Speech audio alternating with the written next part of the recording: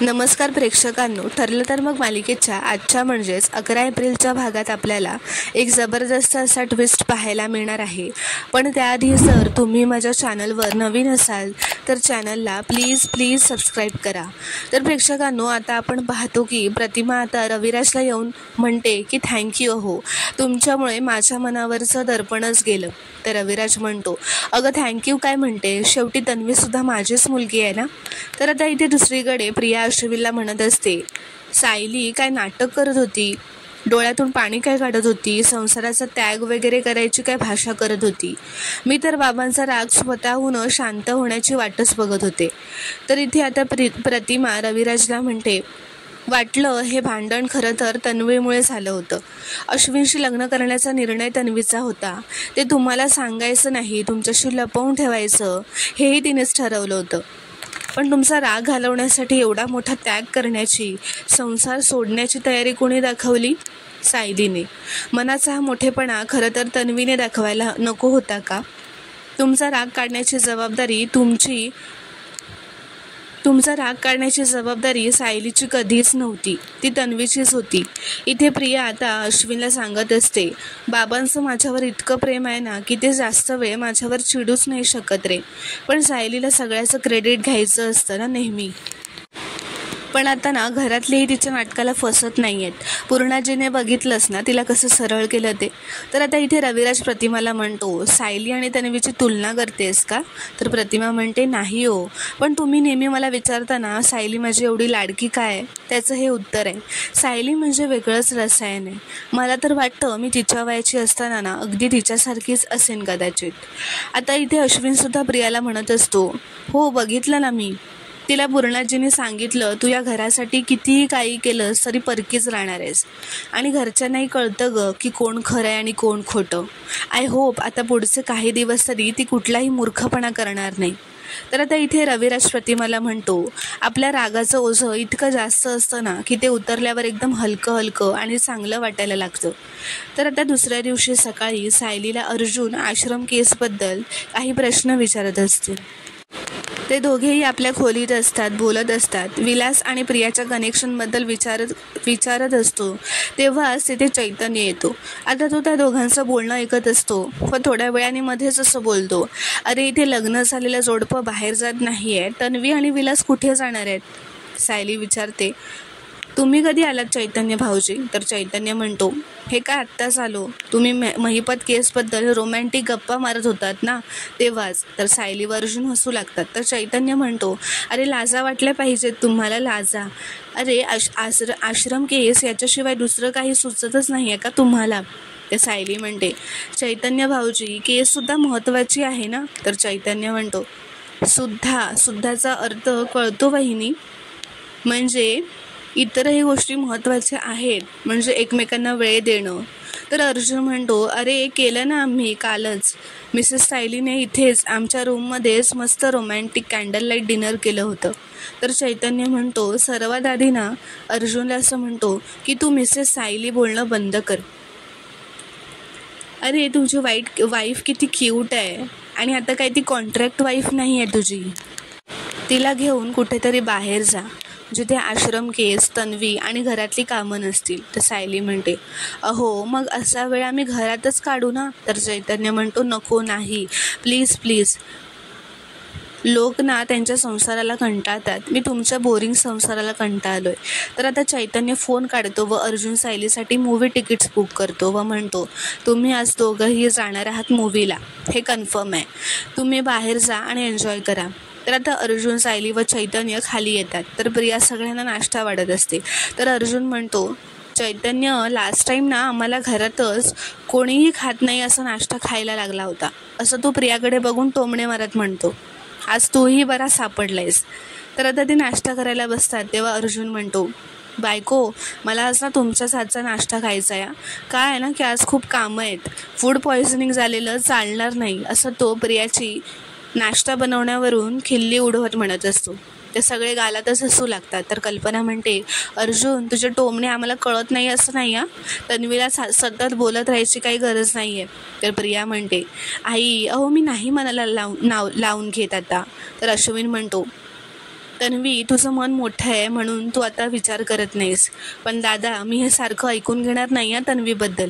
तर सायली म्हणते, अश्विन भाऊजी तुम्ही नाश्ता करा.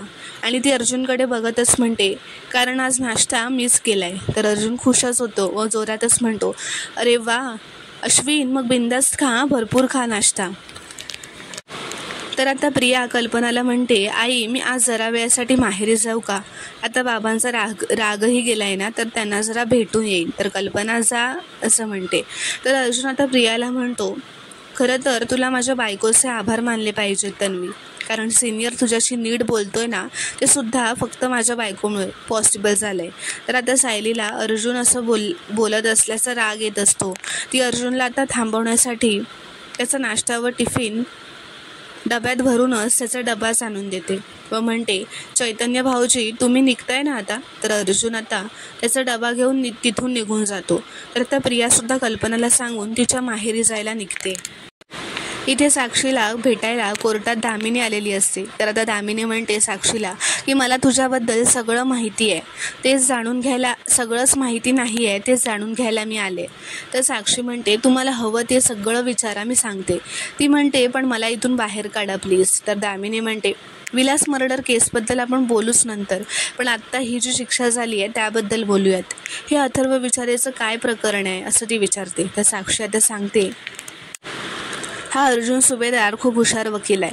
आम्हाला काहीच कल्पना नव्हती. त्याने त्या अथर्व विचारीला सरळ कोर्टात हजर केलं व ती झालेला सगळा प्रकार दामिनीला सांगते.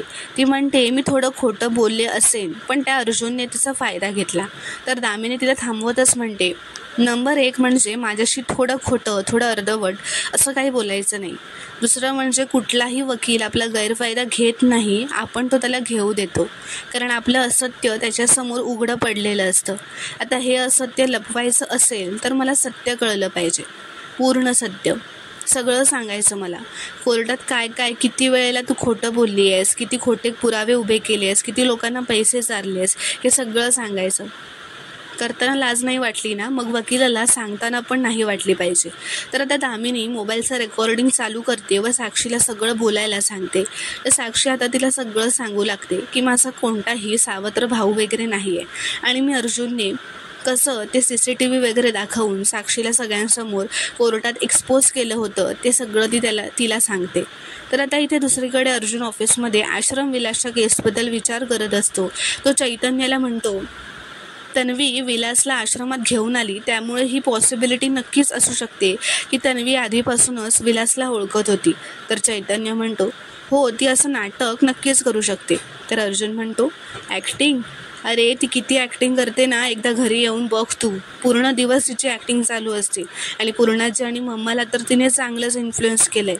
मग आश्रमातल्या लोकांना तर ती सहज फसवू शकत होती. अर्जुन चैतन्याला म्हणतो, प्रिया फक्त विलासची चांगली बोलायची, म्हणजे ते नक्कीच त्यांचं प्लॅनिंग वगैरे आश्रमाच्या बाहेर करत असणार आणि किंवा ते फोनवर एकमेकांना कॉन्टॅक्ट करत असणार. अर्जुन म्हणतो, चैतन्य तू एक काम कर, तू प्रियाचे सगळे कॉल रेकॉर्डिंग्स काढ आणि ते आपण चेक करूयात. तर चैतन्य म्हणतो, ते मिळणं तर खूपच लांबची प्रोसेस आहे, खूप लेंदी प्रोसेस आहे.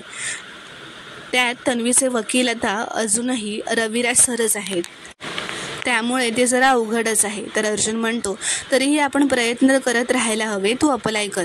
तर चैतन्य म्हणतो, सायली वहिनीसोबत मूवी डेटला जायचं हे सुद्धा विसरू नकोस हां अर्जुन. तर अर्जुन म्हणतो, हो बाबा माझ्या लक्षात आहे, असं म्हणून ते आता हसू लागतात. तर इथे दुसरीकडे सायली कल्पनाला येऊन म्हणते, आई मी रात्रीचं सगळं जेवण बनवून ठेवलं आहे आणि मी आणि हे आता सिनेमा बघायला चाललो आहे. चैतन्य भाऊजींनी आग्रह करून तिकीटं काढून दिलीत.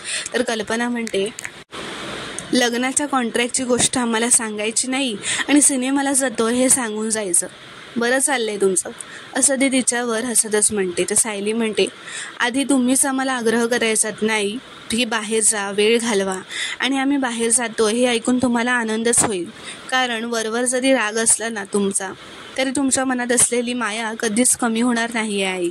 तर कल्पना म्हणते, तू कुठे जातेस, काय करतेस, हे मी तुला विचारलंय का, मग का सांगतेस उगाच मला. तर सायली म्हणते, आम्ही परत येईपर्यंत तुम्ही वाट बघत बसाल हेही मला माहिती आहे आणि तुमच्या मनातलं प्रेम वाढत जाणार आहे हेही.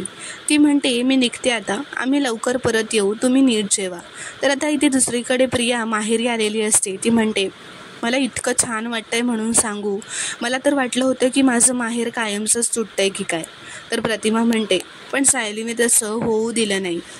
पण आता मी माझं माहेर पण एकदम एन्जॉय करणार आहे, मस्त खाणार आहे, पिणार आहे आणि एन्जॉय करणार आहे, असं प्रिया म्हणते. तर नागराज म्हणतो, हो तिथे जसं काय सासरी खूप कामच करत असशील ना. तर प्रिया म्हणते, ऑफकोर्स काका, करणारच ना. शेवटी मी माझ्या आईची मुलगी आहे, असं प्रतिमाकडे बघत म्हणते.